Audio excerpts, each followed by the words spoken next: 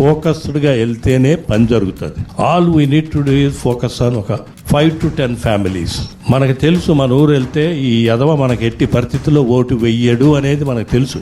వాడిని మార్చడంలో మన నైపుణ్యం ఉపయోగించాలి. వాడిని ఏ రకంగా అయినా కానీ మనకున్న ఎబిలిటీతో, వాడికి పిల్లలు ఉంటారు, పెళ్ళం ఉంటుంది, అన్నీ ఉంటాయి.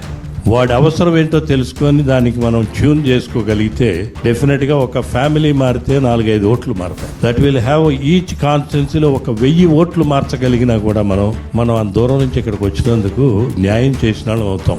2-3 లక్షల రూపాయలతో, ఒకవేళ డబ్బుతోటే మార్చగలిగినా కూడా 2-3 లక్షలతో ఆ 10 కుటుంబాలని మార్చగలిగిన కెపాసిటీ మనకుంది. ఈ రూమ్లో ఉండేవాడికి 2 లక్షలు ఖర్చు పెట్టడం అనేది పెద్ద ఇష్యూయే కాదు. It is the critical time. ఈ 1 month టైంలో ఇంకా మనకి there is no honeymoon. It is a do or die situation లాగా మనం గోల్ ఓరియంటెడ్గా వెళ్దాం.